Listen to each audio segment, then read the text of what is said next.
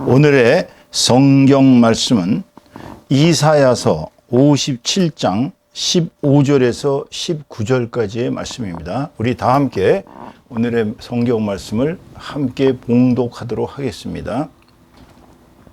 지극히 존귀하며 영원히 거하시며 거룩하다 이름하는 이가 이같이 말씀하시되 내가 높고 거룩한 곳에 있으며 또한 통회하고 마음이 겸손한 자와 함께 있나니 이는 겸손한 자의 영을 소생시키며 통회하는 자의 마음을 소생시키려 함이라.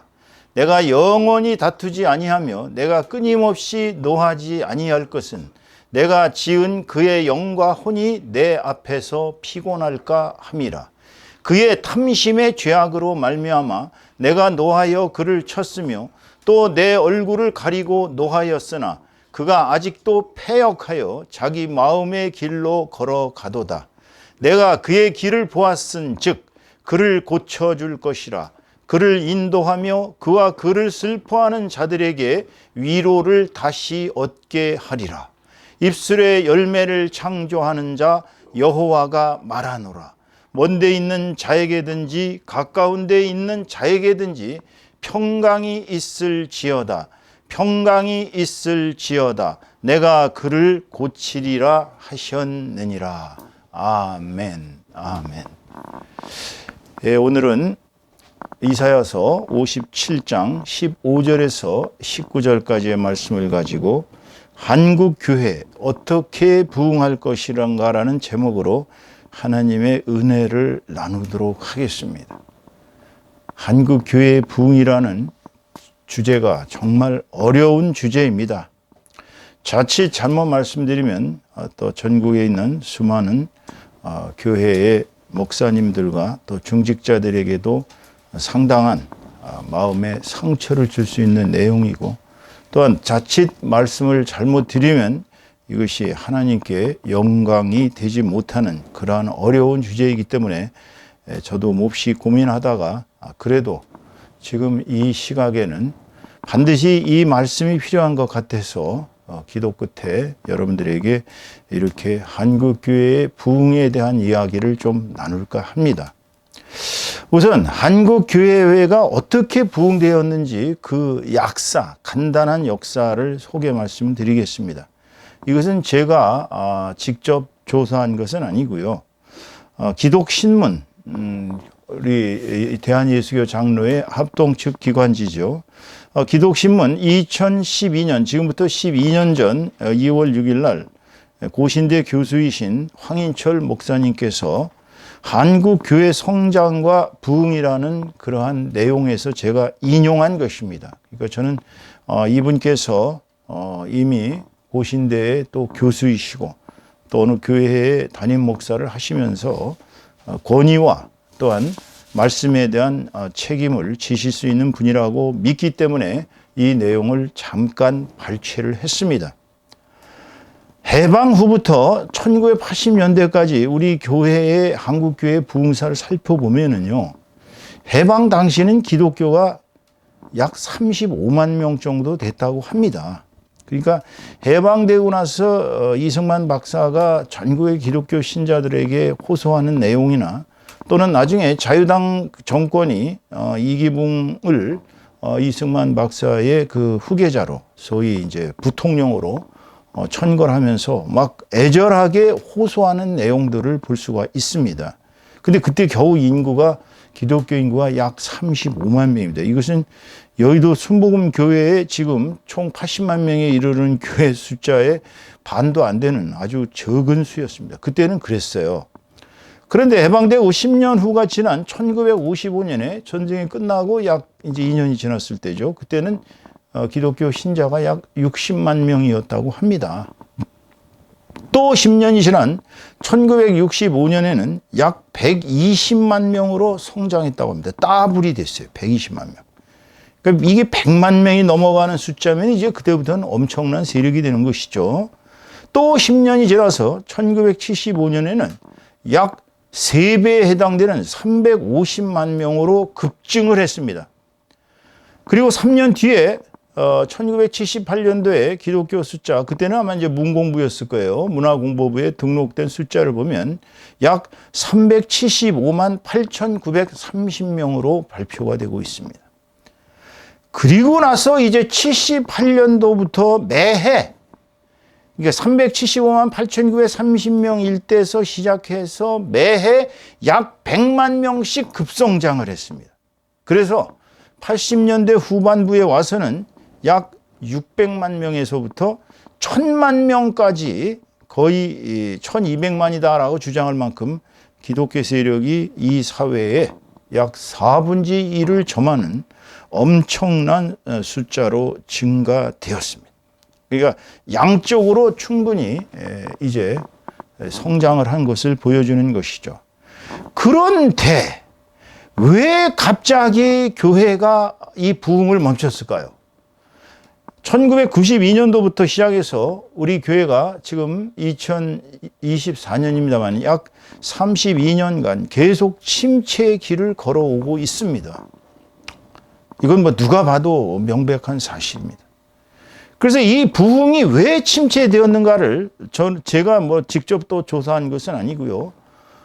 박용규 교수라고 총신대학교 교수이면서 동시에 총장 대행까지 하셨던 분인데 기독교계에서는 아주 알아줄 만한 권위자입니다. 아마 이분이 교회사를 전공하셨을 거예요. 그런데 이분이 2022년 11월 19일 날 뉴욕에 있는 동부개혁 장로회 신학교에서 주최한 성령의 복음 세미나, 그 세미나에서 이제 인도를 하시면서 이런 내용을 발표하셨어요. 한국교회 침체 원인과 부흥 전략이라는 제목으로.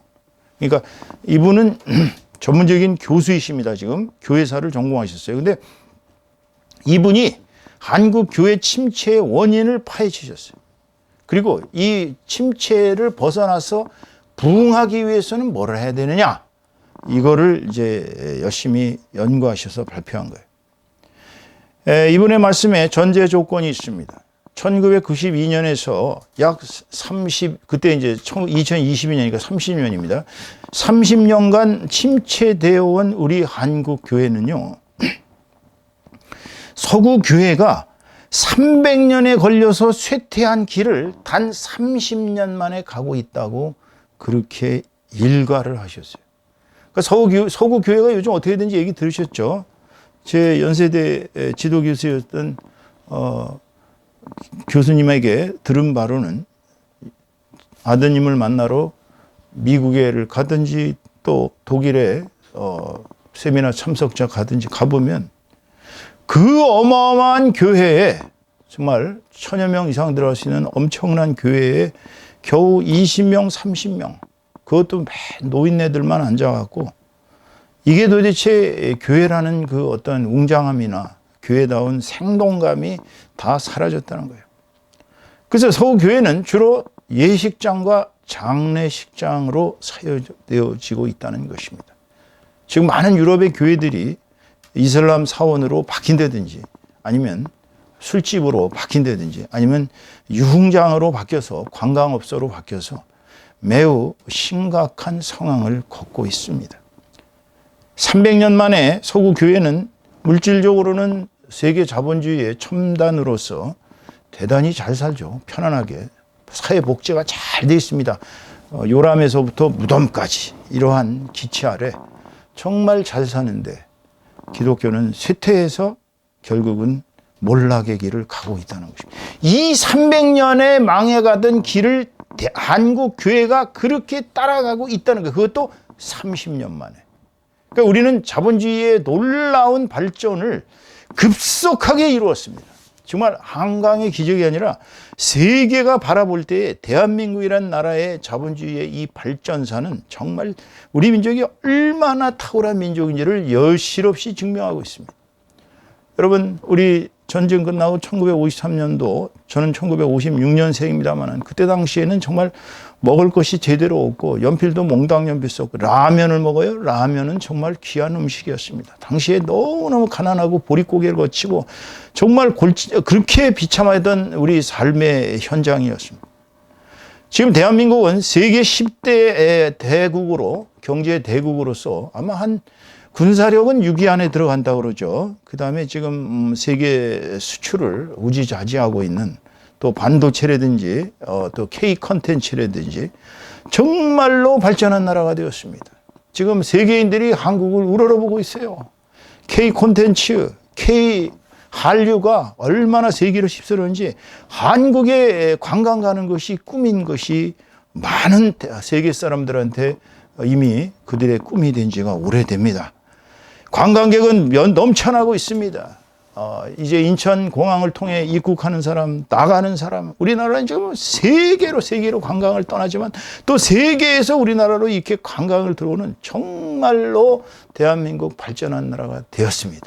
그러니까 물질적으로, 자본주의적으로 봤을 때 대한민국은 엄청난 세계적인 강국으로 발돋움하고 있는 것이 사실이고 아마 머지않아 미국을 대신해서 이제 팍스 코리아나 시대가 오지 않겠는가. 한국 주도의 세계의 평화, 이러한 시대가 오지 않을까 그렇게 여겨지는 상황까지 오고 있습니다. 많은 또 세계적인 예언자들은 한국이 머지않아 통일이 되고 이제 한국이 세계인들을 지도할 것이다라는 놀라운 예언들을 쏟아내고 있는 현실입니다. 그런데 박윤교 이 목사님께서, 교수님 겸 목사님께서는 한국 교회가 쇠퇴하고 있다는 것을 5가지 징표를 내거셨어요. 5가지를 보면 안다는 거예요. 첫째, 이제 성장이 멈췄습니다. 1200만이라는 엄청난 숫자로까지 올라갔다가 이제 멈췄어요. 멈추고 떨어지고 있습니다. 양쪽으로 교회의 숫자들이 떨어지고 있습니다. 신학생 지원자가 감소돼서요.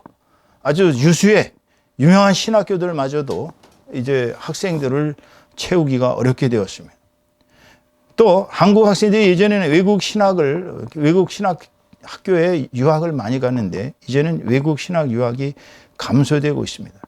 선교사로 정말 10만 명 파견했다고 큰소리 치던 것이 엊그제 같은데 점점점 선교사로 나가는 숫자가 줄어들고 있다고 합니다. 거기다가 목회자들과 성도들이 질적으로 하락해서 이제 교회가 사회의 빛과 소금의 역할이 아니라 사회로부터 질타를 받고 사회로부터 근심 걱정거리가 되는 손가락질 맞는 존재가 되었어요. 그 다음에 기독교의 영향력이 급속히 상실되고 있습니다. 거기다가 기독교 그러면 두들겨 잡는 아주 좋은, 그래서 드라마와 영화, 웹툰에 이르기까지 반기독교적 내용을 싫지 않으면, 여러분 그 유명한 송혜교가 주연했던 글로리라는 세계적으로 히트쳤던 학폭에 관한 그 영화를 보면 아시겠지만 목사의 딸 사라가 얼마나 타락하고 마약에 음주에 그야말로 정말 무슨 간음에 온갖 죄악을 다 저지르는 악한 역으로 나오고 있어요. 그 대형교회 목사 딸인데 이렇게 반기독교적인 정서가 계속 확산되고 있다는 것이, 이것이 한국 교회가 쇠퇴해가고 있다는 5가지 징표라고 박용규 교수님은 얘기하고 있습니다. 그렇다면 한국 교회가 왜 침체돼 가고 있을까요? 그것은 침체 원인은 외부적인 요인과 또 내부적인 요인을 나눌 수가 있습니다.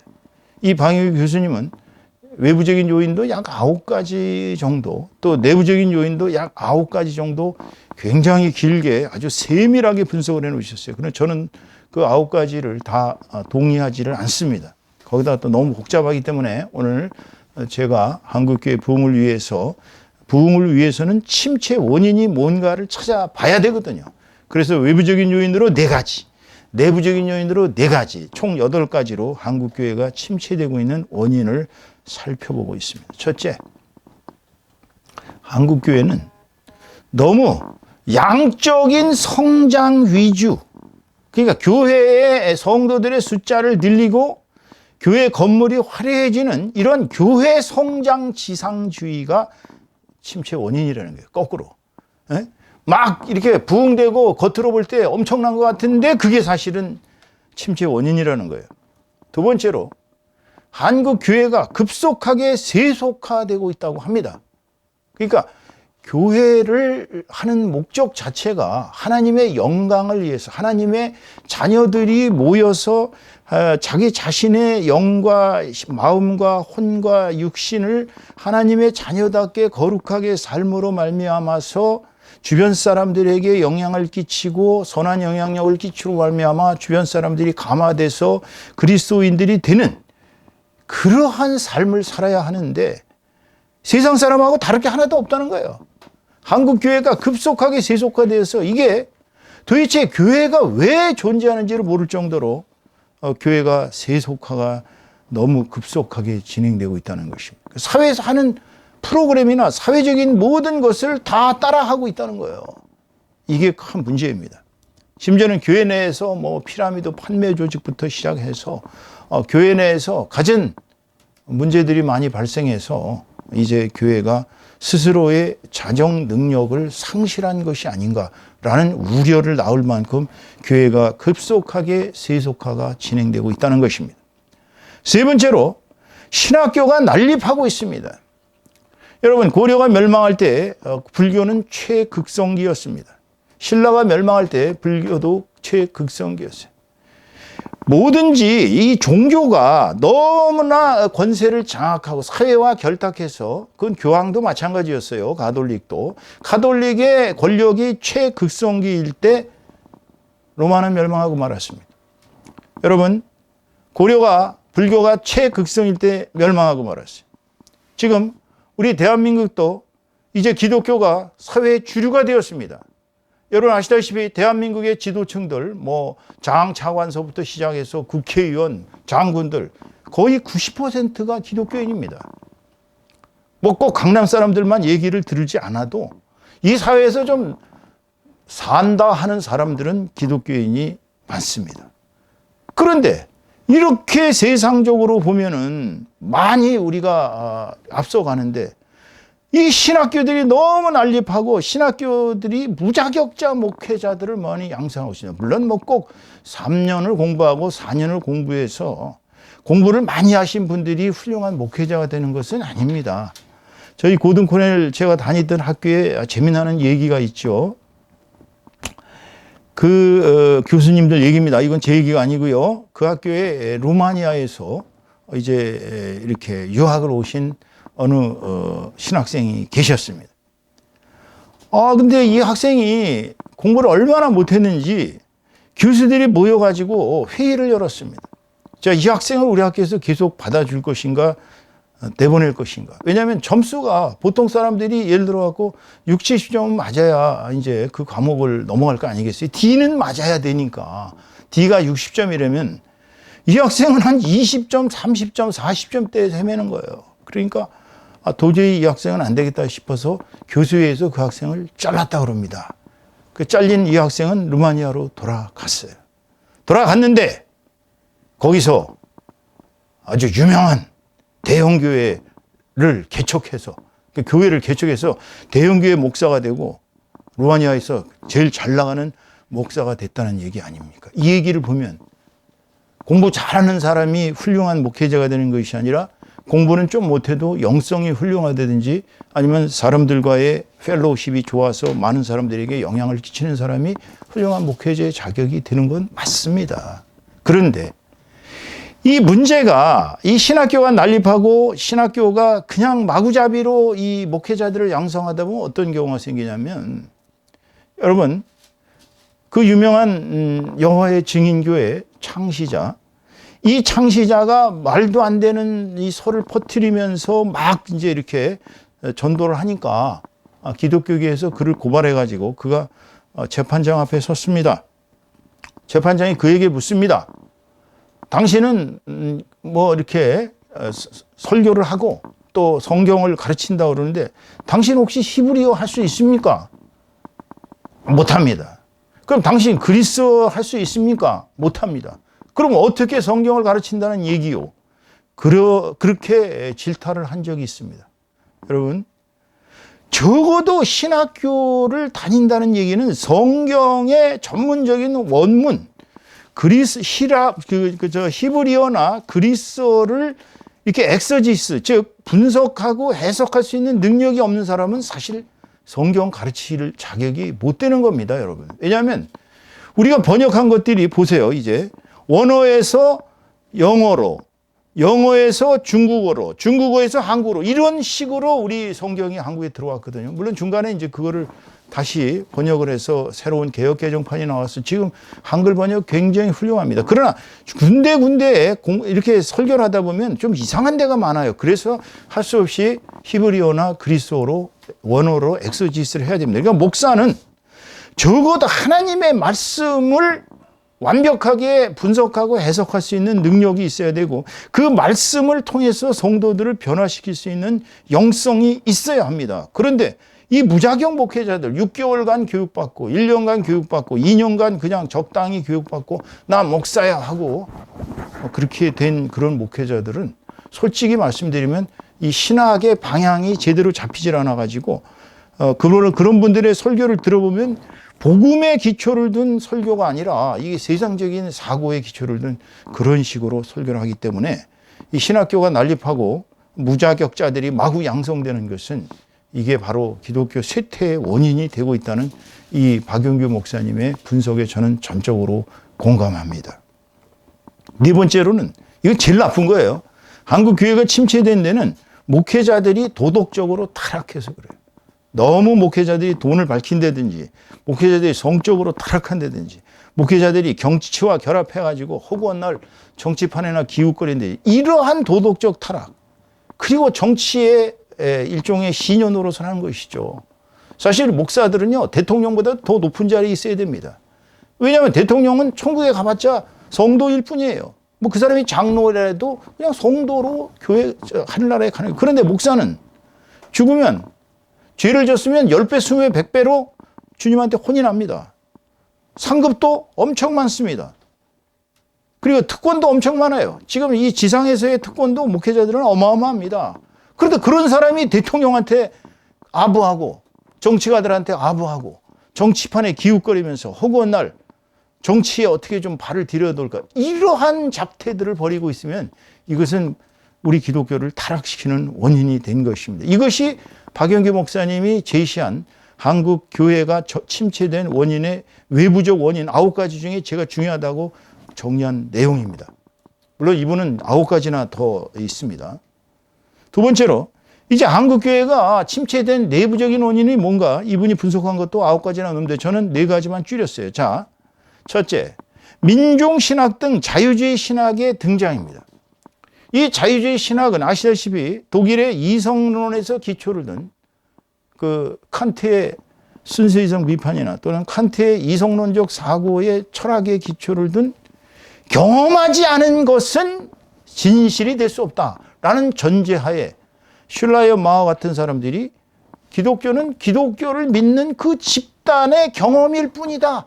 그렇게 되고 싶은 성모 마리아 같은 분이 이렇게 메시아를 낳고 싶기 때문에 그런 신앙을 만들어냈다.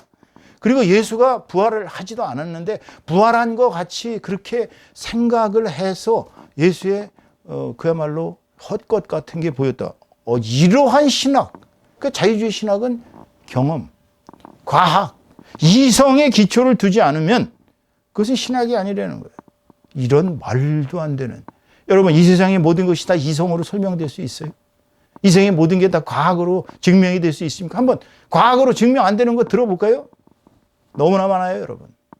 우리가 이 영의 세계는 하나님의 세계는 예수 그리스도가 이 땅에 오신 이런 모든 일, 그동안 사람을 살리고 죽어가는 사람들 살리고 모든 환자들을 치료하고 뭐 오병이어의 기적을 일으키고 뭐 무리를 걷고 이런 거는 다 이야기가 아니에요. 실화예요, 실화, 역사. 그러니까 역사를 이성으로 해석을 해서 이성의 입장에서 사실이 아닌 것은 사실이 아니다. 이런 자유주의 신학은 신앙을 망치는 것입니다. 자유주의 신학자들이 설교하는 교회를 가보면 그 유명한 얘기가 있어요. 이건 지난번에도 한번 언젠가 얘기를 했는데 유명한 보스턴의 감리교회 어느 한 감리교회 얘기입니다. 감리교 신자들 계시겠지만 기분 나쁘게 듣지 마세요. 부활절인데 에치 목사님입니다. 에치 목사님이 부활절 됐는데 부활에 관한 얘기는 하나도 안 하고 엉뚱한 소리만 계속하고 설교가 끝났어요. 집사님들하고 장로님이 가셔서 물었습니다. 목사님에게. 목사님, 아니 어떻게 부활절인데 예수님의 부활에 대해서는 한 말씀도 없으시고 딴소리만 계속 하시면 어떡합니까? 라고 항의조로 말을 하자 그 에치 목사님이 그 성도들을 바라보면서 빤히 바라보시면서 이렇게 얘기했다는 거 아닙니까? 아니 아직도 예수님의 부활을 믿고 있습니까? 참나 이것이 자유주의 신학이에요. 여러분 그런 교회 그렇게 자유주의 신학으로 설교를 하는데 무슨 부흥이 있겠어요. 그런 교회에 나가면 신앙을 버립니다. 신앙이 아니에요. 그거는 그냥 지식을 배우러 다니는 것이죠. 두 번째로는 한국 교회가 침체된 내부적인 원인 중에 제일 중요한 게 이단이 극성스럽게 발호했기 때문입니다. 대한민국의 이단들 끔찍하게 세력이 강합니다. 여러분. 예? 하나님의 교회 전국의 요소요소에 어마어마한 빌딩들을 가지고 있어요. 어디서 그렇게 많이 돈을 벌었는지 모르겠어요. 정말 이건 사람들을 때려서 뺏은 건지 꼬셔서 뺏은 건지 어쨌거나 엄청난 세력들을 갖고 있습니다. 통일교요? 세계적인 재벌 중에 재벌입니다. 여러분 신천지요? 처음에 14만 4천 명만 모으면 된다고 그러더니 지금 40만에 육박하고 있어요. 맹종합니다. 이만희가 죽어도 죽지 않는데요. 이런 황당한 이단들이 얼마나 극성스럽게 교회를 침투해서 교회를 깨트리는지 말을 못합니다. 우리나라는 이단들이 세력이 정통파들보다 더 강해요. 이단의 세력이 30%인데 정통파들 70%를 압도하고 있습니다. 전도 극성스럽게 합니다. 여호와의 증인들 보세요. 수요일날 되면 회사도 안 나가요. 회사 취직할 때 조건이 수요일날 금요일날은 출근 안 합니다. 왜? 자기네들 집회에 참석하고 집회에 참석한다고 끝나는 게 아니라 집집마다 다니면서 문 두들기면서 여호와의 증인을 전도를 합니다. 이렇게 극성스러운 이단이 너무나도 발호하다 보니까 한국 교회는 그들을 당하지 못하고 있어요. 우선 전도에서 깨지고 있습니다. 재정에서 깨지고 있어요. 이단들은 먹고 사는 거를 마음대로 해결해 준다고 합니다. 그러니 정통파 교회들이 얼마나 힘들겠어요. 세 번째로 이 교수님이 찾아낸 내부적인 침체 원인은 한국 교회가 분열이 돼가지고 한국 장로 교단이 약 400개로 분열되어 있습니다, 여러분. 거기다 한기총은 이미 타락할 대로 타락해서 제2 목사라는 분이 완전히 정치판에서 완전히 우리 대한민국 교회들을 다 망치니까 할 수 없이 나와서 또 한교총이라는 새로운 단체를 만들고 또 그 단체가 마음에 안 들면 또 딴 단체를 만들고 이렇게 한국 교회가 계속 분열하고 이제는 주님께서 얘기하신 너희는 세상의 빛과 소금이다 라는 역할을 포기한 지가 오래라는 것 아니겠습니까? 마지막으로 한국 교회가 침체된 내부적인 원인 중에 또 제일 나쁜 원인은 비기독교 또는 반기독교, 이걸 우리가 엔티 크리스찬이라고 합니다. 사실 모든 종교가 다 이렇게 다 좋아할 수는 없어요. 그런데 이 엔티 크리스찬이 먹어 들어가는 시대예요. 지금은 사회고 정치고 문화고 교육이고 모든 방면에서 기독교적 사고가 다 완전히 몰각되어 가고 있어요. 그러니까 기독교적인 사고관이 완전히 주류가 아니라 이제는 비주류로. 그러니까 미국 같은 데서 예전에 수업하기 전에 이제 기도를 하고 시작했습니다. 그때는 참 범죄가 그렇게 크게 심하지 않았죠. 근데 요즘은 그렇게 기도하면 당장 고소돼가지고 잡혀갑니다. 에? 요새 총격 사고가 학교에서 무수히 일어납니다. 학생들을 정서적으로 가르칠 길이 없어요. 왜? 성경을 가르치면 그거는 반사회적인 사람이 되니까. 여러분, 이러한 비기독교 혹은 반기독교적인 사회, 정치, 교육, 문화 이 모든 방면에 이 엔티 크리스찬이즘이 이 사회를 휩쓸고 있습니다. 이것이 기독교가 쇠퇴하게 된 내부적인 원인이에요. 물론 여러분들은 지금 제가 제시한 이 8가지의 외부적인 원인이나 내부적인 원인이 사실이 아니라고 생각하실 분도 있을 겁니다. 저도 다 동의하는 건 아닙니다. 그러나 박영규 교수님이 교회사 전공으로서 한국 교회의 이 침체 원인을 굉장히 깊게 연구하시고 또 거기에 대한 대안을 세우신 걸 보면은 저는 일리가 상당히 있다고 믿기 때문에 여러분들한테 오늘 이 말씀을 드리는 것입니다. 그렇다면 오늘 본문 말씀을 통해서 본 부흥의 진정한 의미는 뭘까요? 하나님께서 바라보시는 부흥은 무엇일까요? 여러분, 전제 조건이 있습니다. 교회 성도 수가 많이 늘어나고 교회 건물이 화려해져 가지고 세계 최대의 교회 건물을 짓고 어마어마한 거기에 총천색 칼라 참 극장 같은 그러한 TV가 설치되고 이런 것이 부흥이 아니라는 사실이에요. 부흥에 대한 정의를 다시 내려야 됩니다. 부흥은 교회가 성도가 늘어나고 교회가 커지고 교회가 자꾸 부자가 돼서 전국에 있는 부동산이 얼마인지도 모를 만큼 커지는 것이 교회의 부흥이 아닙니다. 그거는 뭔가 잘못된 겁니다. 왜 교회가 부자가 되어야 됩니까? 만일에 주님처럼 교회를 재산의 반을 불쌍한 이웃들에게 구제 헌금으로 내놨다면 교회가 그렇게 부자가 될 리가 없잖아요. 교회 내에서도 불쌍한 사람들 얼마나 많습니까? 교회 내에서 지금 재정이 파탄나고 가정이 깨지고 병들고 고통당하는 성도들이 엄청 많아요. 그런데 그들을 돕고 또 이웃에 한번 자기 교회 주변의 이웃을 보세요.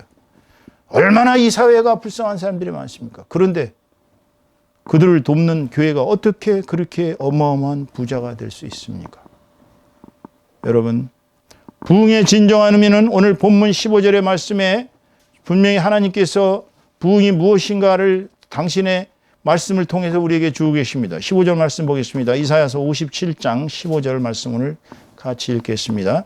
지극히 존귀하며 영원히 거하시며 거룩하다 이름하는 그분이 바로 여호와 하나님이십니다. 이같이 말씀하시되, 자, 하나님이 말씀하십니다. 이사야 선지자의 입술을 통해서 내가 높고 거룩한 곳에 있으며 하늘나라에 계시죠. 또한 통회가 뭐예요? 통회는 막 가슴을 치면서 후회하면서 막 이렇게 회개하는 게 통회입니다. 그냥 저 잘못했어요. 이런 정도 아니라 막 가슴을 찢는 정말 애간장이 녹는 정도로 그렇게 마음이 상하게 가지고 회개하는 것이 통회입니다.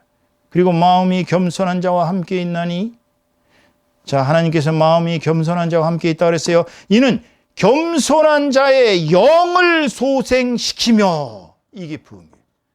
영을 소생시키시는 것입니다. 통회하는 자의 마음을 소생시키려 함이라. 소생, 이게 부흥입니다. 뭐를 소생시켜요? 영을. 이미 상해버린 마음, 상해버린 영, 하나님의 길로부터 멀어졌지만 후회하고 통회하고 이러면서 자기 자신을 하나님 앞에서 겸손하게 내려놓는 자, 이런 자의 영을 소생시키신다는 것입니다. 이것이 바로 부흥의 올바른 정의입니다. 즉 하나님께서는 통회하고 마음이 겸손한 자의 영을 소생시키시며 통회하는 자의 마음을 소생시키는, 영과 마음을 소생시키는데 그냥 소생시키는 것이 아닙니다. 통회하고 회개하고 자기 자신을 낮추고 겸손한 사람. 그러니까 부흥이란 쉽게 얘기하면 회개가 전제돼야 됩니다. 낮아짐을 전제해야 돼요. 교만 방자해진 마음을 가지고는 하나님께 회개를 할 수가 없어요. 그래서 하나님께서 그 사람의 죄를 깨끗이 용서하시고, 또 그래서 죄가 용서되면 뭐가 소생돼요? 그 영이 소생됩니다. 영이 살아납니다. 영은 죄로 이렇게 가려지면 하나님께 가까이 갈 수 없거든요. 또 마음이 죄로 가득 차면 하나님과 동행하지 못해요. 그런데 겸손하게 자기 죄를 회개하고 고백하고 하나님 앞에 나아가면 그 마음이 낮아진 그 사람은 하나님께서 용서하시고 이제 그 마음은 소생돼서 하나님과 함께 동행하게 된다는 것입니다. 이것이 부흥의 의미예요. 영과 마음의 소생, 즉 심령의 소생, Revival of the Spirit and Mind. 영과 마음의 소생, 다시 살아남, 이것이 부흥의 의미인 것입니다. 자, 다시 이제 부흥의 또 진정한 의미를 뭔지를 보겠습니다. 오늘 본문 16절을 다시 한번 같이 살펴보겠습니다. 16절을 같이 읽겠습니다. 내가 영원히 다투지 아니하며 내가 끊임없이 노하지 아니할 것은 내가 지은 그의 영과 혼이 내 앞에서 피곤할까 함이라.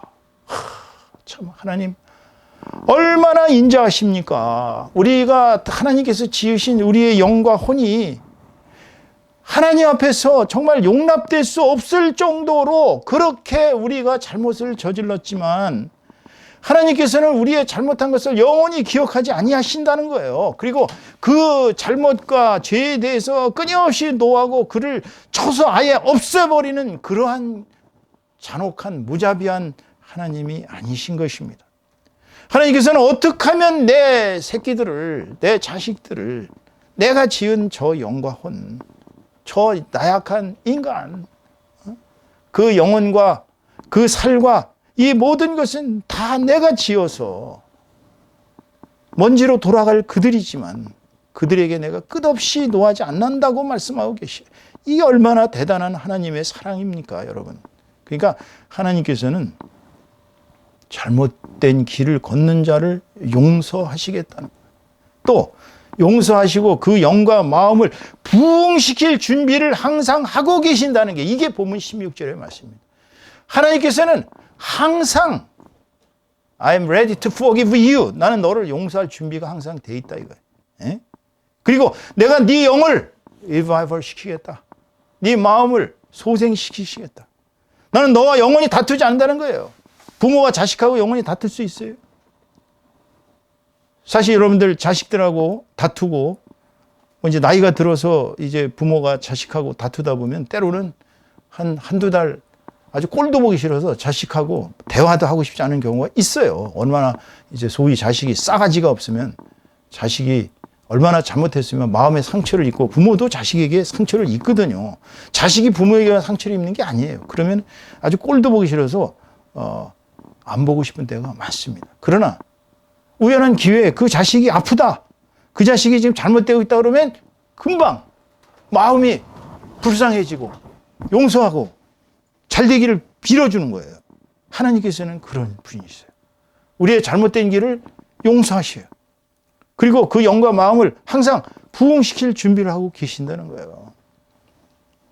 하나님께서는 인간이 원래 먼지에 지나지 않고 죄성으로 가득한 자들이기에 흙으로 만든 자들이기 때문에 흙의 죄성이 가득한 자들, 이 인간의 이 땅들 얼마나 죄악이 가득한 땅입니까?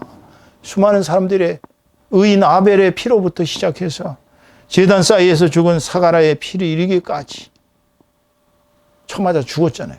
예? 이사야 지금 오늘 본문 말씀을 예언한 이사야 톱으로 몸의 가운데를 썰어서 나무 톱으로 죽여버렸잖아요. 므낫세가. 이게 인간입니다. 인간은 거의 패역한 길로, 하나님의 길로 가기보다 자기 마음대로 패역한 길로 가는 것을 하나님께서는 매우 가슴이 아파하고 계시오. 오늘 본문 17절 말씀을 보세요. 자, 오늘 본문 17절 말씀 같이 읽습니다. 그의 탐심의 죄악으로 말미암아, 모든 죄악은 탐심에서 오는 거죠. 내가 노하여 그를 쳤으며, 죄를 지면 하나님께서 반드시 칩니다. 또 내 얼굴을 가리고 노했어요. 내 얼굴을 가릴 정도면 얼마나 끔찍하면 노하시고 얼굴을 가리고 노했겠어요. 그가 아직도 그래도 패역해서 그렇게 치고 그렇게 하지 말라고 경고했음에도 불구하고 아직도 패역하여 자기 마음의 길로 걸어가도다. 주님께서는 인간이 그렇게 패역의 길로 가시는 것을 그렇게 가슴 아파하시는 거예요, 여러분. 그렇지만은 오늘 본문 18절 말씀을 보면은 하나님께서는 죄 많은 우리들을 인도하시오. 자, 우리가 죄를 짓고 잘못되면 우리만 가슴 아픈 게 아니라 우리 주변의 가족들, 우리 주변의 친구들, 그들이 모두 타락한 자들을 슬퍼하는 그런 주변 사람들에게 하나님께서는 위로를 주신다고 약속을 하고 계십니다. 오늘 본문 18절 말씀을 같이 한번 또 읽겠습니다. 본문 18절 보세요. 내가 그의 길을 보았은지, 무슨 길이에요? 패역한 길입니다. 아직 회개도 안 하고 아직 주님 앞에 참회하고 통회하는 그런 겸손한 마음도 보이지 않는데도 그를 고쳐줄 것이라고 했어요. 그래서 그를 인도하며 그와 그를 슬퍼하는 자들에게 위로를 다시 얻게 하리라. 잘못된 사람이 회개하고 참회하고 통회하고, 그래서 주님께서 그를 영혼을, 그의 마음을 소생시키시며 그를 부흥시키시면 주변 사람들이 얼마나 위로를 받겠습니까? 주변에 타락한 사람이 회개하고 돌아와서 우리 바울 사도가 고린도 교회에 보낸 편지를 읽어보면 유력한 스폰서인데 수많은 사람들의 교회에서 영향을 끼치는 사람인데 자기 아버지의 여자를 데리고 자서 그리고도 큰소리치고 있는 것을 너무나 가슴 아파서 성도들에게 그런 자는 사귀지도 말고 내쳐라고 사단에게 내버립니다. 그러나 나중에 들려오는 소리가 그가 회개하고 하나님께로 돌아와서 제대로 된 길을 걸어가고 있다니까 얼마나 기뻐하는지 그를 축복하라고 그렇게 권유하는 그런 내용을 우리가 볼 수가 있습니다. 이것이 하나님께서 우리를 위로하시는 길이에요. 결국 부흥이란 뭡니까? 인간의 패역한 마음, 이 패역한 마음으로 걸어가는 길, 대부분의 인간들이 다 이렇게 잘못되는 패역한 길로 걸어가는데 그 패역한 길에서 하나님께서 인도하시는 대로 따라가는 것이고 그분이 주시는 참된 위로를 받아들이는 것입니다. 이것이 부흥이에요. 그러니까 부흥이라는 것을 우리가 잘못 생각해서 내적인 부흥은 생각하지 아니하고 외적으로 예를 들어서 전혀 주님의 복음을 받아들이지 않은 사람이 교회를 꽉꽉 채우고 있으면 그것은 사대 교회처럼 주님께서 사대 교회를 향하여 외쳐야 되잖아요. 너희들은 사단의 회라고 유대인들의 모임 같지만 사단의 회라고 일갈하십니다. 여러분 하나님께서는 우리가 가는 패역한 길에서 돌이켜서 당신의 길로 따라오시기를 원합니다. 우리가 주님의 길로 따라가는 것 그리하여 그분이 주시는 참된 위로를 받고 주변 사람들 모두가 다 그 위로를 받아들이는 것 그것이 바로 부흥인 것입니다. 오늘 본문 19절의 말씀을 보면은 심령이 부흥하는 자들은 결국 하나님이 주시는 평강 속에 거하게 됩니다. 그래서 그 심령이 부흥되면 하나님과 연합하는 참된 성도의 길을 가게 되는 것을 볼 수 있습니다. 19절 말씀을 보겠습니다. 19절 말씀. 입술의 열매를 창조하는 자 여호와가 말하노라. 주님께서는 입술로 한번 내뱉으신 말은 반드시 결과를 낳습니다. 먼 데 있는 자든지 가까운 데 있는 자에게든지 평강이 있을지어다. 여러분 평강 이 평강이라는 것이 얼마나 소중한지를 평강을 누리지 못하고 마음이 괴롭고 마귀에게 시달리고 그야말로 병들어서 아파가지고 고통당하고 영혼이 하나님의 길로 벗어나서 마귀에게 시달리고 죄악을 저지르고 온 마음에 영일이 없으면 그제서야 우리는 하나님이 주시는 평강이 얼마나 소중한지를 깨닫게 됩니다. 평강이 있을지어다. 어떻게 한다고요? 주님께서 내가 그를 고치리라 하셨느니라. 하나님의 성령이 임하셔서 우리를 고쳐주시는 것, 우리의 심령을 고쳐주시고 새롭게 하시고 당신에게 위로를 받고 당신에게 평강을 누리는 그게 바로 부흥인 것입니다. 여러분. 이제 오늘 부흥의 참된 뜻이 뭔지를 알으셨겠죠? 그렇다면 어떻게 해야 됩니까? 한국교회는 부흥을 위해 어떻게 해야 합니까? 오늘 주신 본문 말씀을 생각하면 바로 성도 한 사람 한 사람의 영혼 구원을 위해서 목자들, 중직자들은 하나님께 기도해야 하는 것입니다. 한 사람의 영혼을 천하보다 소중히 여기는 마음, 그 사랑의 마음을 갖고 기도하며 말씀으로 그들을 씻어줘야 돼요. 말씀으로 양육해서 씻어주고 그 말씀이 그들의 심령을 변화시켜서 그들이 하나님의 길로 가게 만드는 것. 그게 바로 부흥이에요. 그러니까 우리는 교회를 더 이상 양적으로 성장시키고 교회 건물이 화려해지고 이것을 추구하지 마십시오. 사실 교회는 200명이 넘어가고 300명이 넘어가고 1000명이 넘어가면 목사들이 성도들 케어하기 힘듭니다. 제가 섬기던 어느 교회의 성도가 등록된 숫자는 약 2000명인데 실질적으로 나오고 있는 숫자는 1000여 명 정도 됐던 것 같아요. 사실 담임 목사님하고 얼굴 한번 보기도 같이 밥 한 번 먹기도 힘들어요. 같이 한번 식사하자라고 얘기하신 지 1년이 다 되도록 못 하시더라고요. 이해를 합니다. 얼마나 바쁘신지. 제가 다니던 보스턴 시무하던 보스턴 국제교회의 그 미국 교회는 러글스웹 처치라고 미국의 첫 번째 교회인, 미국의 역사상 첫 번째 교회인 파크 스트리트 처치 다음에 두 번째 교회고, 그 교회는 미국 주정부에 의해서 역사적인 히스토릭 사이트, 역사적인 사적지로 지정이 돼서 정부에서 그 교회를 위하여 그 유지 비용을 보조합니다. 저희 교회가 그 교회 거기 들어갔을 때 약 5교회가 있었어요. 미국 교회는 10시 예배를 드리고, 중국 교회는 1시 예배를 드리고, 저희는 1시 반에 예배를 드렸습니다. 그러니까 중국 교회는 큰 성전에서 드리고, 저는 작은 성전에서 예배를 드렸어요. 그 다음에 토요일 날은 유대인, 러시아 사람들인데, 유대인들, 그 사람들은, 예수를 믿는 유대인들은 토요일 날 예배를 드렸습니다. 또 그 3시, 4시 되면 성공회, 영국 성공회 계열에 또 교회가 예배를 드렸어요. 5교회가 예배를 드렸어요. 저희 교회가 보스턴 국제교회라고 간판을 교회 벽에다가 크게 붙여도 되느냐고 우리 담임 목사님한테, 물론 제 그 신학대학원 선배님이셨어요. 괜찮다고. 너희 교회는 그럴 자격이 있다고. 끊임없이 전도하고 끊임없이 그 교회들을 위해서 기도해주고 이렇기 때문에, 비록 숫자는 20, 30명도 안 되는 작은 교회였지만 크게 그 벽에다가 보스턴 국제교회 한글로 쓰고 영어로 쓰고 예배 시간 몇 시 다 그렇게 붙여놨어요. 그랬는데 그 목사님이 이제 연세가 많아지시니까 70이 넘어서 은퇴를 하셨습니다. 은퇴를 하시고 젊은 목사님이 들어오셨어요.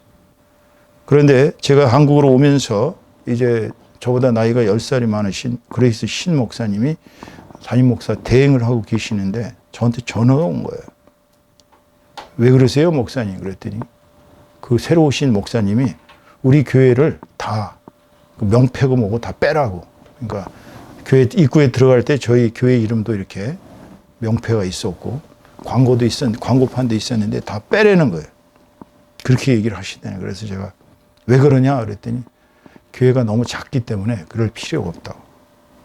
제가 기가 막혀서 제가 그 새로운 담임 목사님에게 편지를 썼습니다. 이메일을 보냈어요. 뭐라고 이메일을 보낸지 아세요? 성도의 머릿수를 돈으로 환산하시면 당신의 사역은 죽습니다. 절대 그러지 마세요. 저희 교회가 비록 작아도 당신네 교회를 위해서 지금 벌써 10년을 우리가 기도를 해줬고, 10년 동안 당신의 교회를 위해서 우리는 매주 나가서 노방 전도를 했던 교회입니다. 지금 비록 아직 부흥을 못했다고 해서 그렇게 교회 간판도 못 붙이게 하고 또 광고판도 못 붙이게 하는 것은 당신 크게 잘못하는 것입니다. 그 아니나 틀려요. 얼마 안 있다가 큰 교회, 소위 영국 성공의 교회가 나갔습니다. 재정상 엄청난 압박을 받겠죠. 여러분, 이 목사님들이 교회에 오는 성도의 머릿수가 돈으로 보이는 순간 그 목사님은 실패하시는 거예요. 그건 사역이 아닙니다. 장사지. 절대 성도들의 머릿수를 가지고 돈으로 환산하시면 안 돼요. 한 사람이 오면 그 한 사람에 대한 책임이 생기는 거예요. 그 사람의 영혼을 부흥시켜야 되니까, 구원해야 되니까. 여러분, 한국교회가 부흥하려면 두 번째로는 교회 내에 가난하고 병들고 약하고 절망에 빠진 성도들로부터 시작해서 이웃의 불쌍한 사람들을 교회 재정의 반 이상을 쏟아 부어서 구제에 치중해야 됩니다. 그러면 교회가 욕으로 먹지 않습니다. 교회는 이웃과 하나 돼야 돼요. 그 교회를 생각하면 이웃 사람들이 다 저 교회는 가고 싶은 교회고, 비록 내가 지금 교회는 못 나가도 교회를 간다면 내가 저 교회를 가고 싶다 할 정도로 주변 사람들에게 구제하는, 그 야고보 사도가 얘기했잖아요.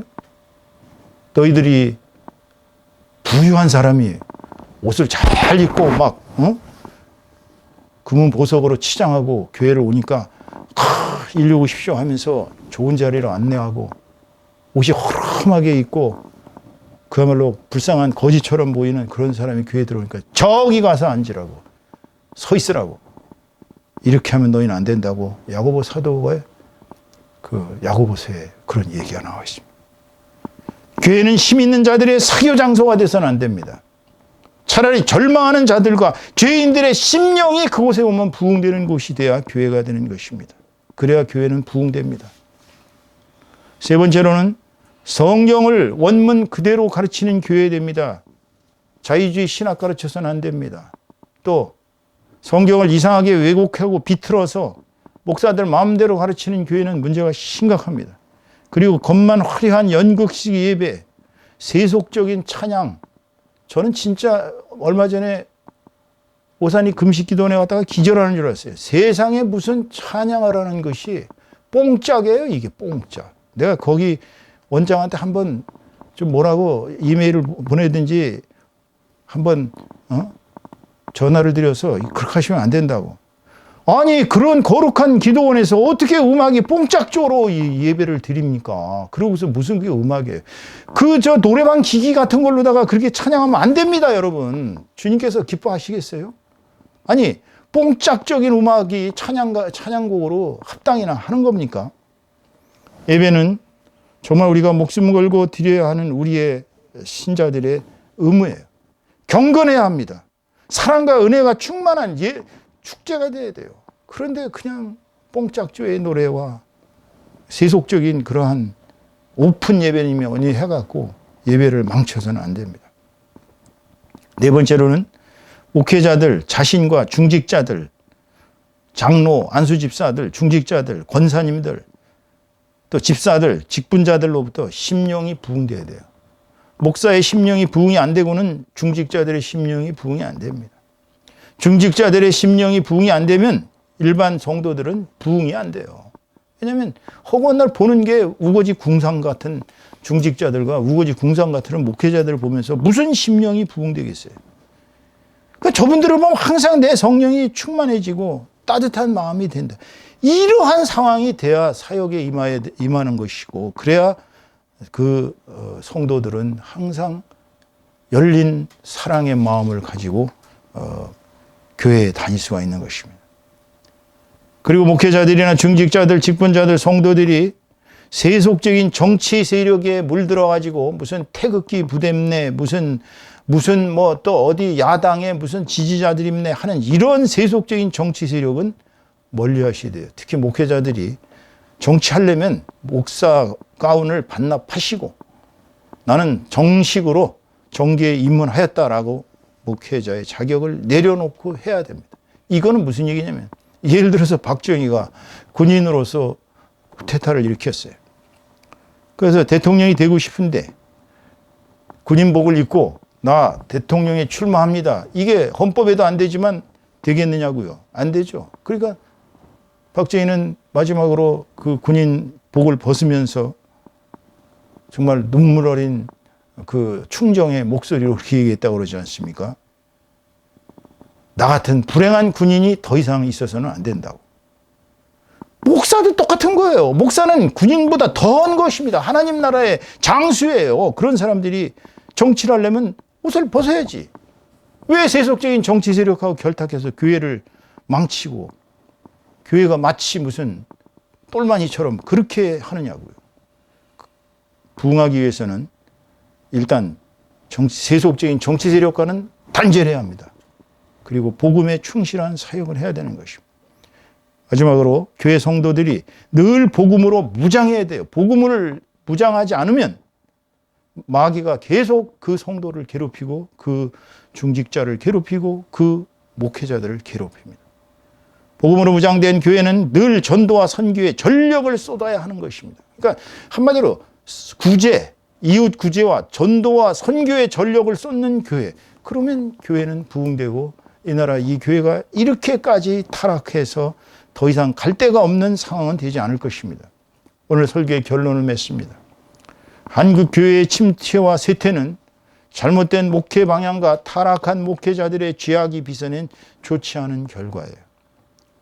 그래서 한국 교회의 부흥을 위해서는 성도들 한 사람 한 사람의 심령이 회개와 낮아짐, 겸손입니다. 낮아짐을 통해 하나님의 인도와 위로를 따라 고쳐져서 하나님의 평강이 이를 때 일어나는 것입니다.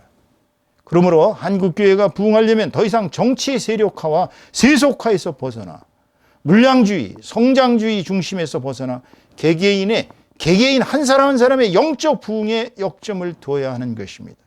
그래서 한국교회는 늘 복음을 공부하고 기도를 열심히 해서 성도들의 심령이 변화되고 예배를 경건하게 살리고 이웃 구제에 힘쓰며 전도와 선교에 전력을 다할 때 진정한 한국교회의 부흥이 일어날 것입니다.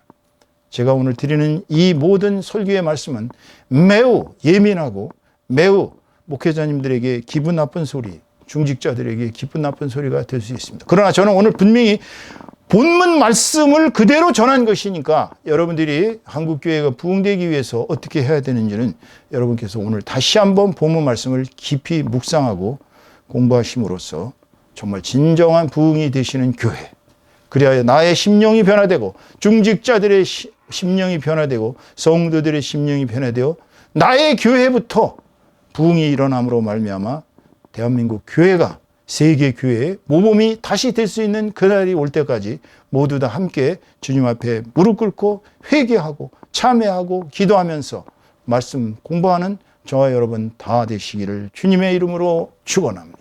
축원합니다.